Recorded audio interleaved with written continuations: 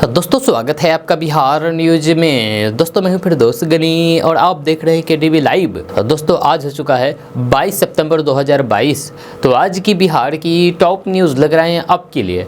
दोस्तों video start करने से पहले आपसे एक रिक्वेस्ट है, अगर आप नए आए हैं इस चैनल पर तो फिर चैनल को सब्सक्राइब करके बेल आइकन को प्रेस कर दीजिए और साथ में वीडियो को लाइक कर दीजिए, अपने दोस्तों के साथ शेयर भी कीजिए। तो चलिए दोस्तों स्टार्ट करते हैं आज की पूरे बिहार की टॉप न्यूज़। दोस्तों आज बिहार न्यूज में सबसे पहले बात करेंगे कि कॉमेडी की दुनिया के सबसे फेमस और इंडिया के बेस्ट कॉमेडियन में से एक राजू श्रीवास्तव अब इस दुनिया में नहीं रहे। उन्होंने बुधवार को यानी कि कल दिल्ली के एम्स में आखिरी सांस ली। जी हाँ, 10 अगस्त को जिम में वर्कआउट करने के दौरान राजू श्रीवास्तव को हार्ट अटैक आया था, जिसके बाद उन्हें तुरंत दिल्ली के एम्स हॉस्पिटल में एडमिट कराया गया था। जिंदगी और मौत के बीच 42 दिनों की लंबी लड़ाई लड़ने के बाद कॉमेडियन राजू श्रीवास्तव कल इस दुनिया को अलविदा कह गए। आपको बता दो कि हॉस्पिटल में एडमिट करवाने के बाद से ही राजू श्रीवास्तव की हालात काफ़ी नाजुक बनी हुई थी।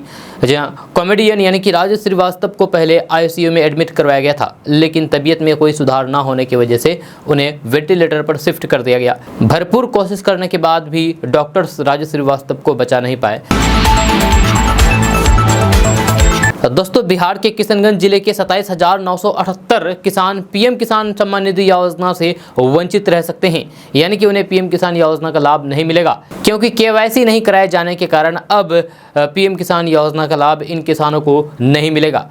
कृषि विभाग ने पीएम किसान सम्मान निधि योजना का लाभ लेने वाले किसानों के लिए केवाईसी को अनिवार्य कर दिया था। इसकी अंतिम तिथि 31 अगस्त तक थी, लेकिन किसानों के जागरूकता में कमी कहे या फिर कोई अन्य कारण 23% से अधिक किसान केवाईसी से वंचित रह गए हैं। कृषि विभाग के आंकड़ों को माने तो किशनगंज जिले में अब तक 1,23,486 किसानों में से 95,508 किसान ही केवाईसी कराए हैं।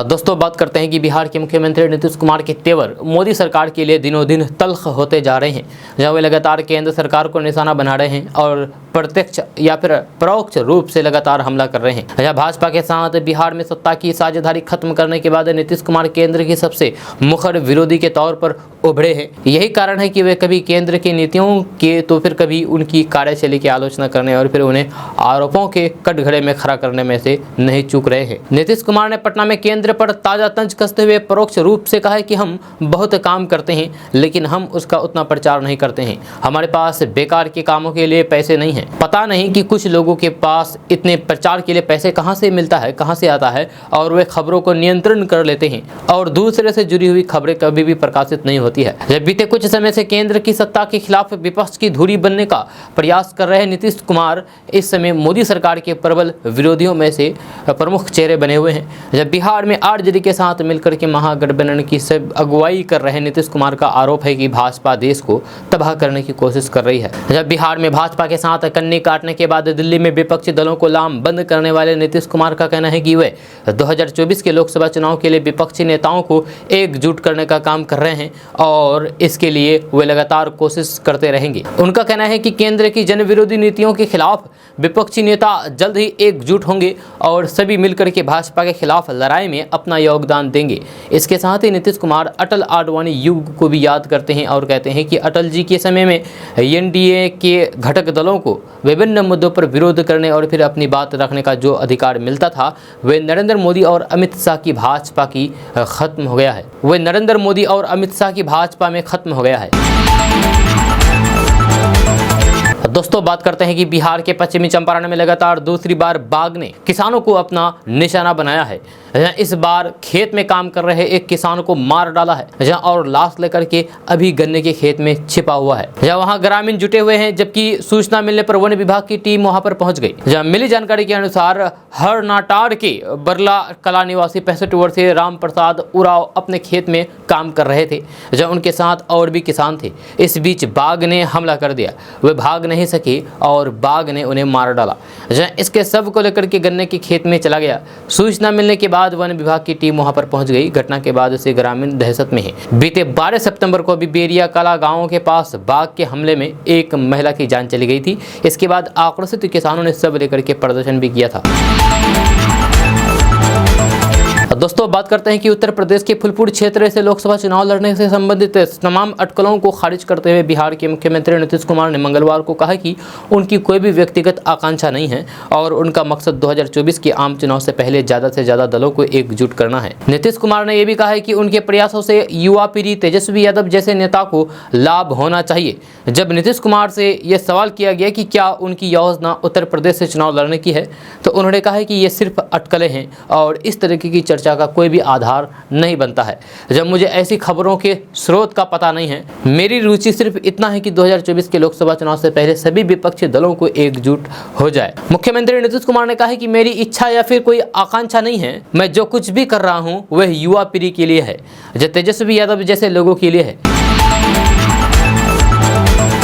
दोस्तों बात करते हैं कि बिहार के सीमांचल में बीजेपी को जवाब देने के लिए महागठबंधन सरकार की ओर से रैली होगी। जी हाँ, यानी कि रैली का जवाब रैली से देने के लिए तैयारी हो रही है। इसी से शायद ताकत दिखाने का प्रयास होगा। भारतीय जनता पार्टी की रैली के बाद महागठबंधन की ओर से सीमांचल में 3 रैलियां आयोजित की जाएगी।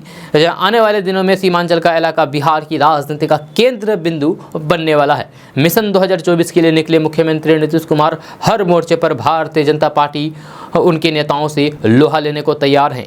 केंद्रीय गृह मंत्री अमित शाह 23 सितंबर को बिहार आने वाले हैं, यानी कि कल अमित शाह की सीमांचल में 2 रैलियां होने वाली है।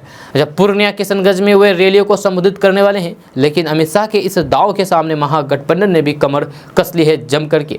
अमित शाह के दौरे उनकी रैली को जवाब देने के लिए महागठबंधन भी सीमांचल में रैलियों की तैयारी में जुट गई है।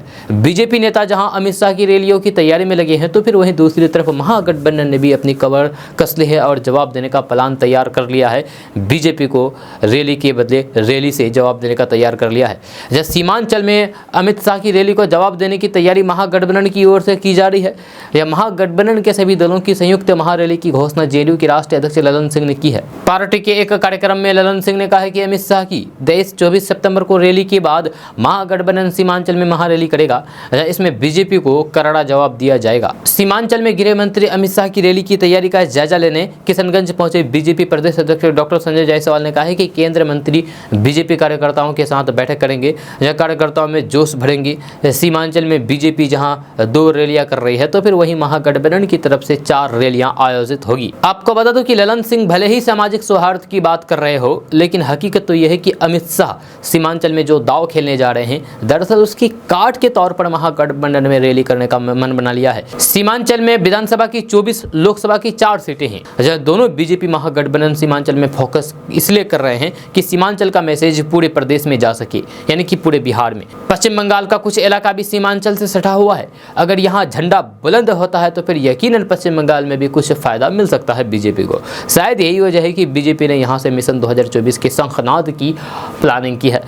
केंद्रीय मंत्री अमित शाह इस इलाके में 2 दिनों तक प्रवास करेंगे, बड़ी रैली को संबोधित करेंगे। बीजेपी की तरफ से रैली को सफल बनाने की पूरी तैयारी की जा रही है। इसके साथ ही ये दावा भी किया जा रहा है कि रैली ऐतिहासिक होगी।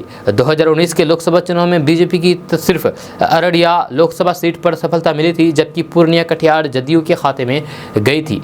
किशनगंज से कांग्रेस ने जीत दर्ज की थी। तो दोस्तों बात करते हैं कि बिहार के पूर्णिया के साधारण परिवार के बेटे अभिषेक ने असाधारण काम किया है। इस युवा ने राज्य स्तरीय ईस्ट जोन एथलेटिक चैंपियनशिप में कम संसाधनों के बाद भी ब्रॉन्ज मेडल जीत करके अपना दम दिखाया है। अभिषेक के पिता एक दुकान में हलवाई का काम करते हैं, वही बेटे की सफलता से पूरा परिवार खुश है। आपको बता दूं कि अभिषेक ने अंडर 14 आयु वर्ग में ऊंची कूद में मेडल जीता है। अभिषेक बिहार के पूर्णिया जिले के मधुबनी बाजार में रहते हैं। उन्होंने एक न्यूज चैनल से कहा है कि मेरा मन खेल कूद में ज्यादा लगता है, इसीलिए मेरे जैसे परिवार के लड़के के लिए खेलना बहुत चुनौती भरा हुआ है। मुझे पढ़ाई जारी रखते हुए खेल को आगे बढ़ाना था। हालांकि माता और पिता के हौसले की वजह से मुझे कामयाबी मिली। अभिषेक ने बताया है कि मेरी एक ही इच्छा है कि मैं देश के लिए खेलूं और देश का नाम रोशन करूं। साथ ही बताया है कि पढ़ाई के दौरान कई समस्याएं भी आई है। मेरे पिता गोपाल प्रसाद सिंह एक दुकान में हलवाई का काम करते हैं, लिहाजा ज़्यादा इनकम नहीं है। इस वजह से कई बार आर्थिक तंगी की वजह से कंपटीशन की तैयारी नहीं होती थी। हालांकि इस सब के बावजूद मैं डटा रहा, वह सफलता मिली। इसके बाद अभिषेक ने कहा है कि मुश्किल दौर में परिवार के सभी लोगों के साथ कोच का पूर्ण सहयोग सहयोग रहा, इस वजह से मेडल जीत पाया हूँ। अभिषेक अभी खुद युवा है, लेकिन उन्होंने बिहार और पूर्णिया के अन्य युवाओं को संदेश देते हुए कहा है कि आप मेहनत करते रहें, सफलता जरूर मिलेगी। बहुत समस्याओं को झेलना होगा, तभी आप जीत पाएंगे और सफल हो पाएंगे जीवन में। दोस्तों बात करते हैं कि फुल स्पीड में गाड़ी चलाने वाले लोग अब सावधान हो जाएं। ट्रैफिक पुलिस की आप पर पैनी नज़र है। तेज गाड़ी चलाना आपके लिए मुसीबत साबित हो सकती है, क्योंकि पकड़े जाने पर आपका ड्राइविंग लाइसेंस रद्द कर दिया जाएगा। जब पिछले 2 दिनों की बात करें तो फिर 30 ऐसे लोग पकड़े जा चुके हैं जिनका ड्राइविंग लाइसेंस को रद्द करने के लिए डीटीओ ऑफिस को पत्र लिखा गया है। दरअसल राजधानी पटना में हर रोज कई लोग सड़क हादसे का शिकार हो रहे हैं। इसके पीछे सबसे बड़ा कारण यही है कि वे तेज गति से गाड़ी चलाते हैं। कई लोगों की जान भी चली जाती है और तो फिर कई लोग घायल होकर के रह जाते हैं। इतना ही नहीं, कई बार निर्दोष लोगों को भी अपने जान की कीमत चुकानी पड़ती है। लेकिन अब ट्रैफिक पुलिस हरकत में आई है और ऐसे लोगों पर शिकंजा कसने जा रही है जो तेज गति से गाड़ी चलाते हैं। पूरी पीठ के शंकराचार्य स्वामी निश्चलानंद सरस्वती की एक के बाद एक बयान चर्चा का विषय बन रहे हैं। स्वामी निश्चलानंद सरस्वती ने अपने राजस्थान के दौरे के दौरान कहा कि मोहम्मद साहब और ईसा मसीह के पूर्वज हिंदू थे। ये कहना है स्वामी जी का। स्वामी ने ज्ञानवापी के सवाल पर कहा है कि ज्ञानवापी की क्या बात करते हैं, हम तो मक्का तक पहुंच गए हैं, वहां भी मक्केश्वर महादेव है। शंकराचार्य ने आगे कहा है कि दुनिया के 15 देश हिंदू राष्ट्र बनने के लिए तैयारी में हैं, वे सिर्फ भारत के रुख का इंतजार कर रहे हैं। दरअसल बनारस में काशी विश्वनाथ मंदिर से सटी ज्ञानवापी मस्जिद को लेकर के कई सालों से विवाद बना हुआ है। मामला अभी कोर्ट में पड़ा हुआ है। इसमें हिंदू पक्ष का दावा है कि 1699 में मुगल शासक औरंगजेब ने मूल काशी विश्वनाथ मंदिर को तोड़ करके ज्ञानवापी मस्जिद बनाई थी। जब मस्जिद हटाए जाने को लेकर के पहली याचिका 1991 में दाखिल की थी। दोस्तों आप नकली दूध, तेल, बाकी मिलावट चीज़ों के बारे में तो खूब सुना होगा, लेकिन अब तो हद हो गई। हम जो आपको अभी बात बताने जा रहे हैं, जिसके बारे में बताने जा रहे हैं, सुनकर के आप भी चौंक जाएंगे। दरअसल एक बार फिर से प्लास्टिक के चावल बाजार में आ गए हैं। ये नज़ारा कहीं का नहीं बल्कि झारखंड के धनबाद में देखने को मिला है। प्लास्टिक के चावल, जी हाँ, आप अगर खरीद करके चावल खा रहे हैं तो फिर होशियार हो जाइए, आप शायद प्लास्टिक के चावल खा रहे होंगे। जी हाँ, जहाँ सरकारी दुकान से मिले चावल को लेकर के लोगों की शिकायत है कि चावल में प्लास्टिक मिला हुआ है।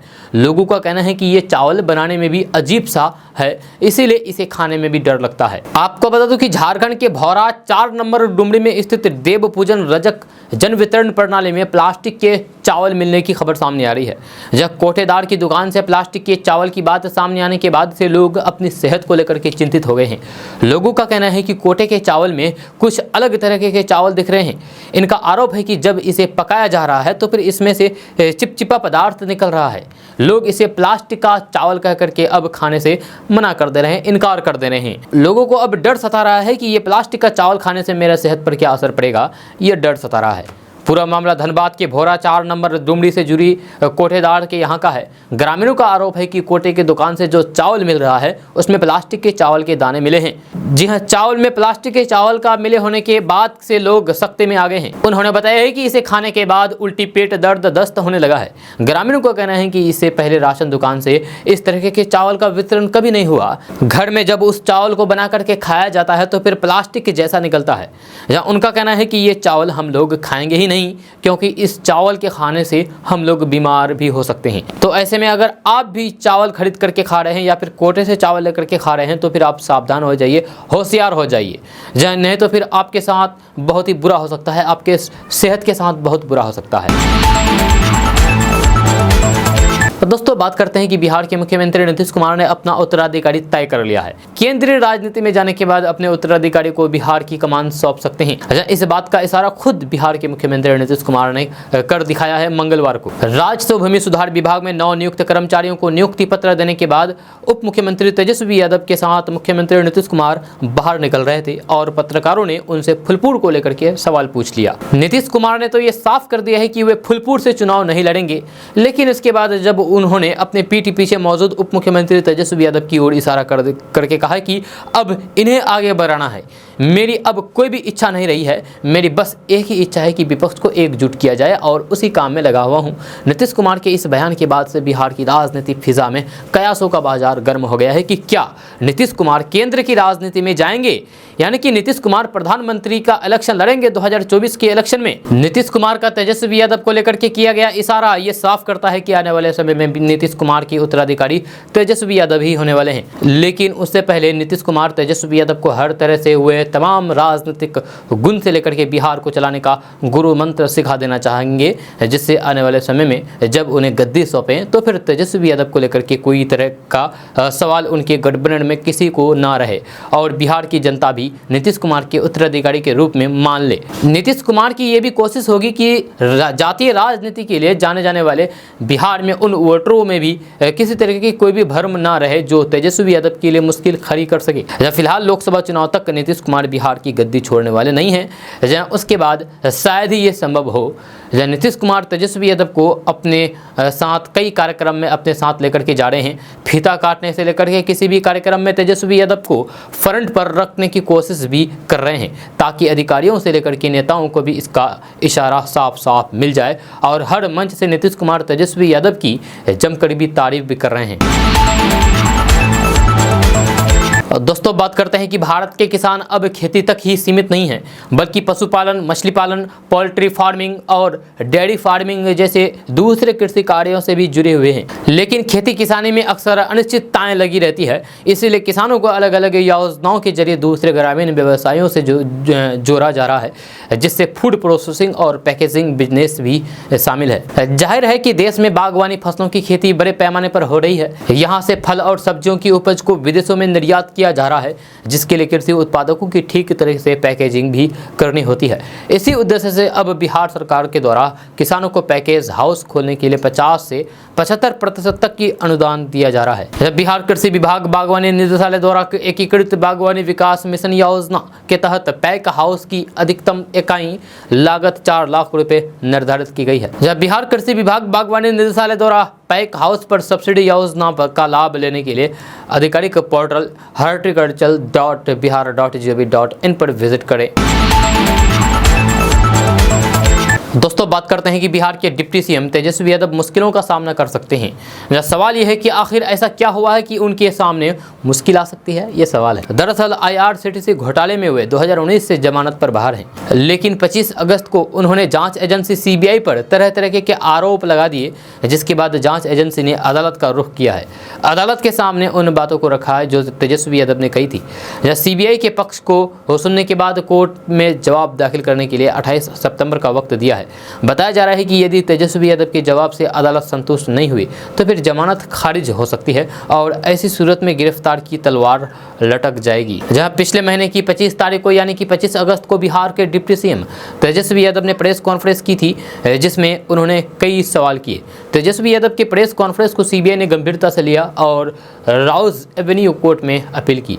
एजेंसी की अपील के बाद तेजस्वी यादव को जवाब देने के लिए 28 सितंबर तक की तारीख मिली है। अब सवाल यह है कि अगर तेजस्वी यादव जवाब नहीं देते हैं तो फिर क्या हो सकता है, या फिर उनके पास कौन से विकल्प हैं। जानकारों का कहना है कि अगर अदालत को तेजस्वी यादव का जवाब संतोषजनक नहीं लगता है तो फिर गिरफ्तारी हो सकती है, यानी कि तेजस्वी यादव को जेल जाना पड़ सकता है। अब इसी स्थिति से बचने के लिए वे उच्च अदालत से एंटियो पेरेटी बेल की अर्जी लगाए हैं, या फिर अदालत के सामने ये पक्ष रखा जा सकता है कि उन्होंने जो कुछ कहा था वह राजनीतिक बयान था, क्योंकि CBI के एक्शन के बाद उन्होंने बयान जारी किया है। इसके बाद ही अपनी जमानत को बचाने के लिए वे अदालत के सामने CBI से माफ़ी मांग सकते हैं। दोस्तों बात करते हैं कि बिहार में सत्ता परिवर्तन के बाद पहली बार जदयू ने 27 सितंबर को केंद्र सरकार के खिलाफ सड़क पर उतरने का फैसला किया है। जदयू अध्यक्ष ललन सिंह ने मंगलवार को कहा है कि बिहार के प्रत्येक प्रखंड में जदयू कार्यकर्ता 27 सितंबर को प्रदर्शन करेंगे। उन्होंने भाजपा और फिर केंद्र सरकार पर कथित तौर पर आरोप लगाते हुए कहा है कि देश में महंगाई, बेरोजगारी से ध्यान हटाने के लिए सांप्रदायिक सद्भाव और सामाजिक सद्भाव खराब करने के प्रयास करने में लगे हुए हैं। इसीलिए जदयू की ओर से हर प्रखंड में महंगाई और बेरोजगारी को मुद्दा बना करके 27 सितंबर को प्रदर्शन होगा। उन्होंने कहा है कि हमारा मकसद सांप्रदायिक एकता के पक्ष में पूरे देश की जनता को जागृत करेंगे। इसके लिए 27 सितंबर को बड़े स्तर पर प्रदर्शन होगा। उन्होंने कहा है कि जेडीयू सड़कों पर आएगा और जनता को सचेत करेगी। ललन सिंह ने कहा है कि हम लोग केंद्र सरकार के खिलाफ उतरेंगे, अगर कोई सांप्रदायिक सौहार्द बिगाड़ने की कोशिश करेगा तो फिर उसे छोड़ेंगे नहीं, इसके लिए जनता को जागृत किया जाएगा।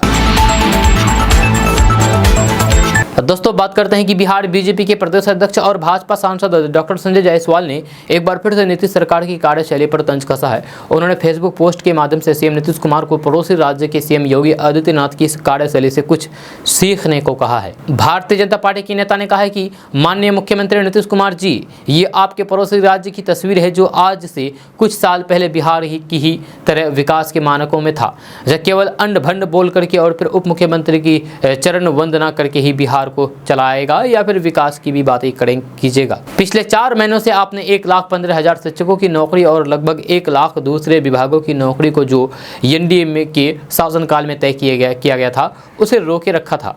आपके मन में पाप था, इसीलिए आप रोज नौकरी को निकालने के लिए हमसे आज कल का नाटक कर रहे थे। अब तो आप प्रधानमंत्री के दिवास्पस वाली सरकार में हैं। कम से कम इन 2.5 लाख नौकरियां जो एनडीए के समय आपके साथ मिलकर के तय हुआ था उसे अब तो कर दें। दोस्तों बात करते हैं कि पटना, समस्तीपुर, पूर्णिया, सीवान समेत सभी जिलों में 2500 पदों पर भर्ती होने वाली है। ये भर्तियां नीतीश कुमार के आदेश पर राजस्व एवं भूमि सुधार विभाग में होगा। इसको लेकर के विभाग के स्तर पर तैयारियां शुरू कर दी गई है। खबर के अनुसार बिहार के अलग अलग जिलों में संविदा पर 226 विशेष सर्वेक्षण लिपिक पद भरे जाएंगे, जबकि 240 विशेष सर्वेक्षण कानून तथा 1944 विशेष सर्वेक्षण अमीन की बहाली की जाएगी। इसको लेकर के जल्द ही नोटिफिकेशन जारी किया जाएगा। आपको बता दूं कि बिहार में इस वक्त जमीन का सर्वे चल रहा है, लेकिन कर्मचारियों की कमी के कारण सर्वे की प्रक्रिया में तेजी नहीं आ रही है। इसी को ध्यान में रखते हुए सरकार ने इन पदों को भरने के आदेश दिए हैं ताकि सर्वे में तेजी लाया जा सके। दोस्तों बिहार में रहने वाले लोगों के लिए अच्छी खबर सामने आ रही है। ताज़ा रिपोर्ट्स के मुताबिक बिहार में खाद्य प्रसंस्करण के क्षेत्र में निवेश के लिए 529 करोड़ रुपए के नए प्रस्ताव आए हैं। इसमें पूर्णिया, सीतामढ़ी, बांका, भोजपुर समेत 9 जिलों में 13 राइस मिल लगाने का भी प्रस्ताव है। खबर के अनुसार बिहार में निवेश को बढ़ावा देने के लिए सरकार कई तरह के बड़े फैसले ले रही है, जिसके कारण बिहार में निवेश बढ़ रहा है तथा छोटे से लेकर के बड़ी कंपनियां बिहार के कई जिलों में निवेश करने की योजना पर काम कर रही है। आपको बता दें कि बिहार के 9 जिलों में करीब 110 करोड़ रुपए के निवेश से 13 राइस मिल लगाने का प्रस्ताव आया है, जहाँ ये यूनिट अरवा और उसना चावल से जुड़ी हुई है। जहाँ इस राइस मिल की स्थापना होने से बिहार के किसानों को काफ़ी ज़्यादा फायदा होगा। मिली जानकारी के अनुसार बिहार के इस राइस मिल की स्थापना मधुबनी के विद्यानगर, किशनगंज के काशीपुर बेलुआ, रोहतास के करधर, औरंगाबाद में खेरहरी, पूर्णिया, सीतामढ़ी, बांका, पश्चिमी चंपारण और भोजपुर के जगदीशपुर में किया जाएगा। दोस्तों बात करते हैं कि बिहार में रहने वाले लोगों के लिए बड़ी खबर सामने आ रही है। ताज़ा रिपोर्ट्स के मुताबिक तेल कंपनियों ने आज यानी कि 22 सितंबर को पेट्रोल डीजल का नया रेट जारी कर दिया है। जब पटना, मुजफ्फरपुर, गया, पूर्णिया समेत 20 जिलों में पेट्रोल डीजल आज महंगा हो गया है। वहीं बिहार के 15 जिलों में पेट्रोल डीजल की कीमतों में मामूली सी गिरावट आई है, जबकि बिहार के कुछ जिलों में आज पेट्रोल डीजल के दाम स्थिर हैं। बिहार में भोजपुर, औरंगाबाद, जमुई में पेट्रोल डीजल के दाम में कोई भी बदलाव नहीं हुआ है। आपको बता दूं कि तेल कंपनियां हर दिन सुबह के समय अपने आधिकारिक वेबसाइट पर पेट्रोल डीजल का रेट जारी करती है, जहाँ उसी नए रेट के अनुसार दिन भर पेट्रोल डीजल की बिक्री की जाती है। इसीलिए घर से निकलने से पहले इस रेट को आप जान ले, चेक कर ले। दोस्तों बात करते हैं कि बिहार के पटना, भागलपुर, नालंदा समेत 38 जिलों के लोग मुख्यमंत्री कन्या उत्थान योजना में ऑनलाइन के द्वारा आवेदन कर सकते हैं। ताज़ा रिपोर्ट्स के अनुसार ये योजना बिहार में जन्म लेने वाली लड़कियों के लिए चलाया जा रहा है। खबर के अनुसार इस योजना के तहत सरकार बिहार में लड़कियों को आर्थिक मदद देती है ताकि उन्हें जीवन में किसी तरह की परेशानी का सामना करना ना पड़े। साथ ही साथ गरीब वर्ग की लड़कियां भी समाज के विकास में अपना योगदान दे सके। आपको बता दूं कि मुख्यमंत्री कन्या उत्थान योजना का मुख्य उद्देश्य कन्या भ्रूण हत्या को रोकना, कन्या के जन्म को प्रोत्साहित करना तथा बिहार में बाल विवाह पर अंकुश लगाना है। जहाँ आप भी अपनी बेटियों के लिए इस योजना का लाभ उठा सकते हैं। अब आप सोच रहे होंगे कि इसमें आवेदन कैसे करें, तो मुख्यमंत्री कन्या उत्थान योजना के लिए आप www.icdsonline.bih.nic.in वेबसाइट पोर्टल पर जाकर के आप ऑनलाइन के द्वारा आवेदन कर सकते हैं। दोस्तों बात करते हैं कि बिहार में ज़मीन की खरीद बिक्री करने वाले लोगों के लिए अच्छी खबर सामने आ रही है। ताज़ा रिपोर्ट्स के मुताबिक बिहार के पटना, पूर्णिया, बक्सर, समस्तीपुर समेत 8 जिलों में नए रजिस्ट्री ऑफिस खोले जाएंगे। इसको लेकर के बिहार सरकार ने आदेश जारी कर दिया है। खबर के अनुसार बिहार के इन शहरों में जमीन, फ्लैट और अन्य दस्तावेजों के निबंधन का दबाव बढ़ रहा है, जिसे ध्यान में रखते हुए सरकार ने नए रजिस्ट्री ऑफिस खोलने का निर्णय लिया है ताकि लोगों को जमीन आदि की रजिस्ट्री कराने में ज़्यादा परेशानी नहीं हो। आपको बता दें कि बिहार के इन जिलों में जमीन की खरीद बिक्री तेजी के साथ हो रही है, जिसके कारण इन जिलों में मौजूद रजिस्ट्री कार्यालय में अक्सर भीड़ देखने को मिलती है, जिससे लोगों को काफ़ी ज़्यादा परेशानी का सामना करना पड़ता है। इसी को ध्यान में रखते हुए नए रजिस्ट्री ऑफिस खोलने का फैसला किया गया है। दोस्तों बात करते हैं कि बिहार की राजधानी पटना से अच्छी खबर सामने आ रही है। ताज़ा रिपोर्ट्स के मुताबिक बिहार में स्वास्थ्य व्यवस्था को बेहतर करने के लिए समस्तीपुर और छपरा में नए मेडिकल कॉलेज खोले जाएंगे। इसको लेकर के नीतीश कैबिनेट की बैठक में फैसला लिया गया है। खबर के अनुसार मुख्यमंत्री नीतीश कुमार की बैठक में कल 19 एजेंडे पर मुहर लगी है। इसमें बिहार के समस्तीपुर और छपरा में नए मेडिकल कॉलेज खोलने के प्रस्ताव को भी मंजूरी दी गई है। आपको बता दूं कि छपरा और समस्तीपुर में नए मेडिकल कॉलेज खोलने के प्रस्ताव के साथ साथ छपरा मेडिकल कॉलेज के लिए 423 नए पदों के सृजन की स्वीकृति दी गई है। इसके अलावा सदर अस्पताल में ड्रेसर के पदों को सृजन किया गया है। वहीं बिहार कैबिनेट की इस बैठक में नीतीश सरकार ने बिहार स्वास्थ्य विभाग में खाली पड़े 7,990 पदों को भरने का ऑर्डर दे दिया है। स्वास्थ्य विभाग के इन पदों को जल्द से जल्द भरा जाएगा। इसको लेकर के जल्द ही नोटिफिकेशन जारी किया जाएगा। दोस्तों बात करते हैं कि बिहार के ITI संस्थानों में पढ़ने वाले छात्रों के लिए बड़ी खबर सामने आ रही है। ताज़ा रिपोर्ट्स के मुताबिक बिहार के पटना, बक्सर, भागलपुर समेत सभी जिलों के निजी ITI संस्थानों में भी छात्रों का बायोमेट्रिक हाजिरी लगेगा। खबर के अनुसार बिहार में सभी छात्रों का अगले सत्र से बायोमेट्रिक हाजिरी अनिवार्य होगा, क्योंकि बिहार सरकार के श्रम संसाधन विभाग द्वारा सभी निजी ITI संचालकों को परीक्षा से पहले छात्रों का बायोमेट्रिक उपस्थिति मांगी गई है। आपको बता दो कि अगर किसी छात्र की उपस्थिति 80% से कम हुई है तो फिर उसे परीक्षा में बैठने से वंचित कर दिया जाएगा।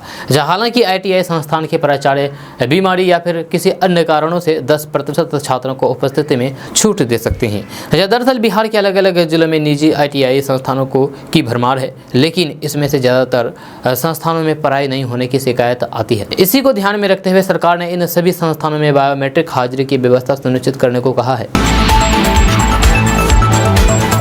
दोस्तों बात करते हैं कि बिहार की राजधानी पटना से बड़ी खबर सामने आ रही है।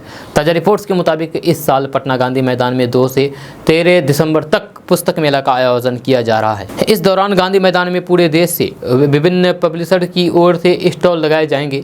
आपको बता दूं कि पटना गांधी मैदान में लगने वाले पुस्तक मेला किताब प्रेमियों के लिए काफ़ी आकर्षक माना जाता है। इस मेले में राजधानी पटना के अलावे बिहार के कई जिलों से किताब प्रेमी यहां आते हैं और तरह तरह की किताबों की खरीदारी करते हैं। खबर के अनुसार इस साल गांधी मैदान पुस्तक मेला में क्लासिकल और फोक म्यूजिक सेशन, शास्त्रीय लोकगीत किताबों का विमोचन भी किया जाएगा। साथ ही साथ हेल्थ मेला, प्रतियोगिताएं, क्विज, कवि सम्मेलन, जर्नलिज्म अवार्ड आदि का भी आयोजन होगा।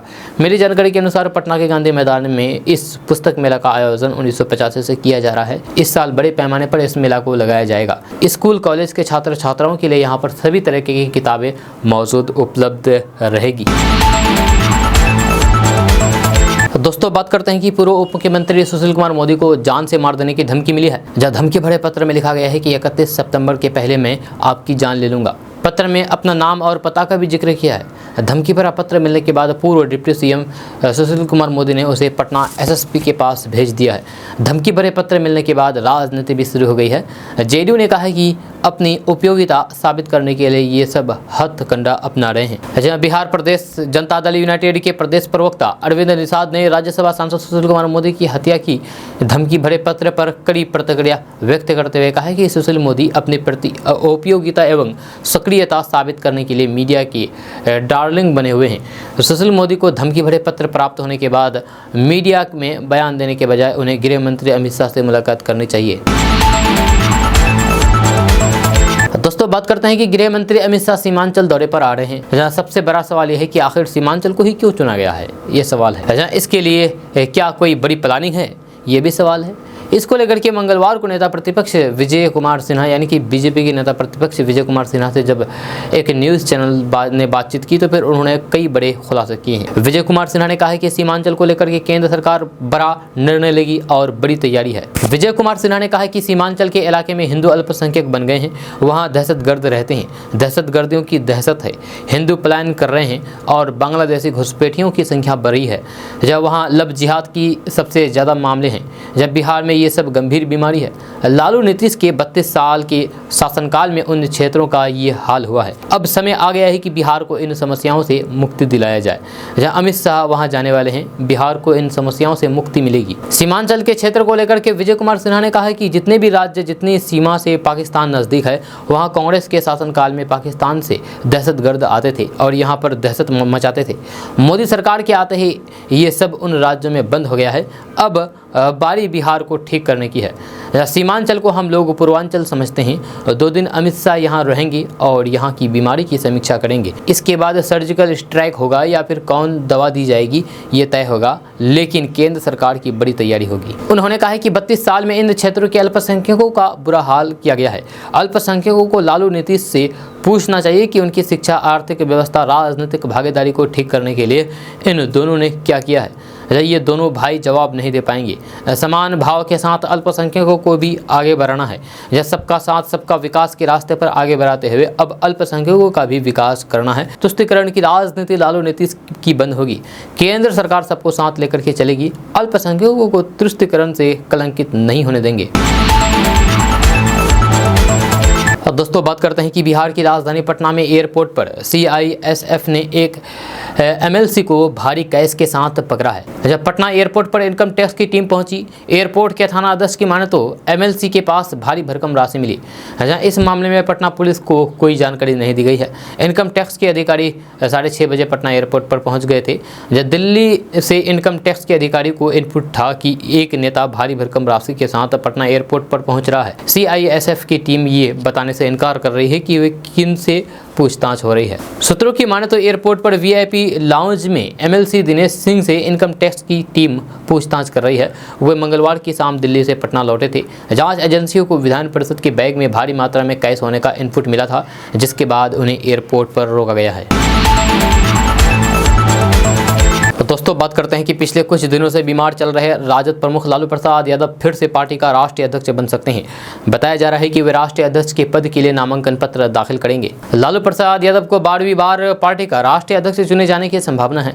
नामांकन की अधिसूचना होने के बाद लालू प्रसाद यादव 28 सितंबर को नामांकन पत्र दाखिल कर सकते हैं।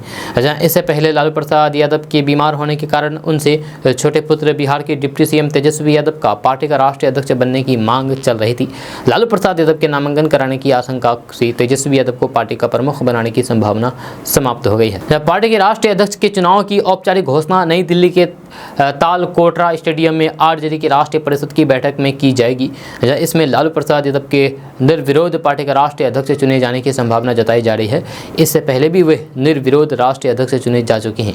बताया जा रहा है कि पार्टी के शीर्ष पर स्थिरता बनाए रखने और फिर RJD के परिवार के भीतर कलह होने को रोकने के लिए पार्टी आलाकमान के द्वारा ये रणनीतिक कदम लिया गया है। जब पार्टी आने वाले 2024 के चुनाव पर अपना ध्यान केंद्रित कर रही है, वहीं इस चुनाव में राष्ट्रीय कार्यकारिणी में बदलाव हो सकते हैं। 22 सितंबर को राष्ट्रीय अध्यक्ष के पद के लिए नामांकन आज जारी किया जाएगा। दोस्तों राजनीति में संभावना के दरवाजे हमेशा खुले रहते हैं और बात बिहार की हो तो फिर यहाँ की सियासत कब बदल जाए इसका पता राजनीति के जानकारों को भी नहीं पता होता है। चाणक्य की ये धरती राजनीतिक रूप से काफ़ी उर्वर मानी जाती है। ऐसे में यहाँ के लोग भी राजनीति के प्रति काफ़ी जागरूक रहते हैं। यहाँ के सियासी मैदान में हमेशा खेल चलता रहता है। इसकी बानगी तो कई बार दिख चुकी है। दिलचस्प तथ्य ये भी है कि देश की आज़ादी के बाद से अब तक बिहार विधानसभा चुनाव तो 17 बार ही हुए हैं, लेकिन मुख्यमंत्री 38 बन चुके हैं। यहाँ का हर विधानसभा चुनाव रोचक हो जाता है और इसके बाद की तस्वीर तो और भी ज़्यादा दिलचस्प हो जाती है। इनमें नीतीश कुमार के नाम खास रिकॉर्ड है। 8 बार सीएम पद की शपथ लेकर के लंबे समय तक सीएम रहे, तो फिर एक समय ऐसा भी था कि महज 7 दिनों में ही कुर्सी छोड़नी पड़ी थी। जब देश को आज़ादी 1947 में मिली तो पहला विधानसभा चुनाव 1991 में हुआ, जब श्री कृष्ण सिंह बिहार के पहले मुख्यमंत्री बने। हालांकि 1946 में ही उन्होंने सीएम पद संभाल लिया था। वे 1961 तक बिहार की सरकार चलाते रहे। इसके बाद 1990 तक, यानी कि करीब 3 दशक में बिहार ने 23 मुख्यमंत्री देखे, जब 5 बार राष्ट्रपति शासन भी लगाना पड़ा। यह समय बिहार की राजनीति के लिए काफ़ी अस्थिर दौर वाला रहा, जहाँ सियासी मैदान पर कोई भी राजनेता इस दौरान लंबी पारी नहीं खेल सके। जो 23 सीएम बदले, उनमें से 17 कांग्रेस के थे। यही दौर रहा जब कांग्रेस की पकड़ कमज़ोर होती चली गई। दोस्तों, बात करते हैं कि विवादों में घिरे रहने वाले जेडीयू विधायक गोपाल मंडल का एक और विवादित बयान सामने आया है। भागलपुर में सिल्क कारोबारी की हत्या के लिए उन्होंने अब बीजेपी को जिम्मेदार ठहरा दिया है। उन्होंने कहा है कि हत्या जैसी घटना होती रहेगी, इसे कोई नहीं रोक पाएगा। हत्या करने वाला दूसरे दिमाग का आदमी होता है। गोपाल मंडल ने कहा है कि बेगूसराय से गोली चलाते हुए अपराधी मोकामा तक चला गया, इस मानसिकता को कोई नहीं बदल सकता है। उन्होंने कहा है कि इस तरह की घटना के पीछे बीजेपी का ही हाथ है। बीजेपी वाले ही ऐसी घटना करा रहे हैं। बेगूसराय में जिस अपराधी की गिरफ्तारी हुई है वह भी बीजेपी की ही आदमी है। वहीं केंद्रीय गृह मंत्री अमित शाह की बिहार दौरे को लेकर के उन्होंने कहा कि बिहार पर इसका कोई भी असर नहीं होने वाला है। वे पूरा हिंदुस्तान का भी दौरा कर लेंगे तो भी कुछ नहीं होगा। फिलहाल देश में बीजेपी भगाओ अभियान चल रहा है। जब उनसे सीएम नीतीश कुमार के फूलपुर से चुनाव लड़ने के बारे में पूछा गया तो उन्होंने कहा कि कहीं से चुनाव नहीं लड़ेंगे, लेकिन मुख्यमंत्री हर जगह जाकर के मॉनिटरिंग कर रहे हैं ताकि विपक्षी पार्टियों को एकजुट किया जा सके। इतना ही नहीं, गोपाल मंडल ने 2024 में होने वाले लोकसभा चुनाव को लेकर भी भविष्यवाणी कर दी है। उन्होंने कहा है कि बीजेपी को केवल 5-6 सीट आएगा, जबकि पूरी बढ़त नीतीश और तेजस्वी की होगी। दोस्तों, बात करते हैं कि बिहार में सत्तारूढ़ जनता दल यूनाइटेड यानी कि जदयू के राष्ट्रीय अध्यक्ष राजीव रंजन सिंह उर्फ ललन सिंह ने कहा है कि मुख्यमंत्री नीतीश कुमार के नेतृत्व में नया हिंदुस्तान बनेगा। जी हाँ, और उनकी पार्टी का यही लक्ष्य है। ललन सिंह ने मंगलवार को यहां जदयू प्रदेश कार्यालय में महिला, अति पिछड़ा, किसान एवं सहकारिता, व्यावसायिक एवं उद्योग, पंचायती राज, श्रम एवं तकनीकी तथा कला एवं सांस्कृतिक प्रकोष्ठ के जिला अध्यक्षों की एक बैठक को संबोधित करते हुए उन्होंने कहा कि आज महंगाई और बेरोजगारी चरम पर पहुंच गई है, लेकिन कोई चर्चा तक नहीं हो रही है। जब खाद्य पदार्थ पर वस्तु एवं सेवा कर यानी कि जीएसटी लगाया और फिर रेलवे स्टेशन, हवाई अड्डा पूंजीपतियों को दे दिया गया है। ये देश आज बेचा जा रहा है पूंजीपतियों के हाथों। वहीं जदयू के राष्ट्रीय अध्यक्ष ललन सिंह ने कहा है कि देश में जो व्यवसायी पूंजी के मामले में वर्ष 2013 में 9वें स्थान पर था, आज वे दुनिया में दूसरे स्थान पर पहुंच गया है। देश में सिर्फ धार्मिक उन्माद फैलाने और फिर भावना भड़काने का काम हो रहा है। उन्होंने कहा है कि उनकी पार्टी का लक्ष्य है कि नीतीश कुमार के नेतृत्व में नया हिंदुस्तान बनाना है। दोस्तों, बात करते हैं कि अपनी सरकार में 10 लाख युवाओं को नौकरी देने के वादे को पूरा करने में मुख्यमंत्री नीतीश कुमार जुट गए हैं। महागठबंधन की सरकार की ओर से मंगलवार को अधिवेशन भवन में 4325 नवनियुक्त राजस्व कर्मचारी को नियुक्ति पत्र दे दिया है। यह मुख्यमंत्री नीतीश कुमार, उप मुख्यमंत्री तेजस्वी यादव, राजस्व और भूमि सुधार मंत्री आलोक मेहता की इस मौके पर मौजूद रहे। मुख्यमंत्री नीतीश कुमार ने कहा है कि हम तो ये चाहते हैं कि अधिक से अधिक लोगों को रोजगार मिले और अधिक से अधिक लोग नियुक्त हो। अभी महागठबंधन की सरकार बने हुए 41 दिन ही हुए हैं। हम लोग मिलकर के सभी तरह का काम कर रहे हैं। हर एक विभागों को ये निर्देश दिया गया है कि जल्द से जल्द नियुक्ति की प्रक्रिया पर तेजी से काम करें, लेकिन बीजेपी ने इस नियुक्ति पर सवाल उठा दिया है। जब पूर्व राजस्व मंत्री रामसूरत राय ने लिखा है कि ये महागठबंधन की नहीं, ठग गठबंधन की सरकार है जो जनता की आंखों में धूल झोंक रही है। 2 अगस्त 2022 को पुरानी सरकार ने 4235 नवनियुक्त राजस्व कर्मचारियों को जिला आवंटित करके राजस्व एवं भूमि सुधार विभाग की वेबसाइट पर अपलोड कर दिया था। उसका श्रेय फिर से लेने का ये घृणित प्रयास कर रहे हैं। वहीं पर नीतीश कुमार ने 4325 नवनियुक्त पत्र कर्मचारियों को देने के बाद कहा है कि उन्होंने वर्तमान में एक कर्मचारी के पास 8 से 10 पंचायत का जिम्मा था, लेकिन ऐसे में क्या काम होता। नई नियुक्ति होने के बाद अब काम करने में सहूलियत होगी। उन्होंने राजस्व एवं भूमि सुधार विभाग को ये भी निर्देश दिया है कि जल्द से जल्द इस 2700 पदों पर बहाली की जाए। उन्होंने कहा कि हम लोग मिलकर के एक चीज़ पर काम कर रहे हैं। पुल पुलिया और सड़क निर्माण हो रहा है, उसके मेंटेनेंस पर भी ध्यान दिया जा रहा है। हम गरीब राज्य हैं, केंद्र सरकार से हमें मदद नहीं मिल रही है, लेकिन उसके बावजूद भी एक चीज़ पर ध्यान दिया जा रहा है। दोस्तों आज का न्यूज़ बस यहाँ तक। कैसा लगा जरूर अपना सुझाव दीजिएगा नीचे कमेंट बॉक्स में कमेंट करके। अगर आप नए आए हैं इस चैनल पर तो फिर चैनल को सब्सक्राइब करके बेल आइकन को प्रेस कर दीजिए और साथ में वीडियो को लाइक कर दीजिए, अपने दोस्तों के साथ शेयर भी कीजिए। तो मिलते हैं फिर नेक्स्ट वीडियो में, तब तक के लिए जय हिंद जय बिहार।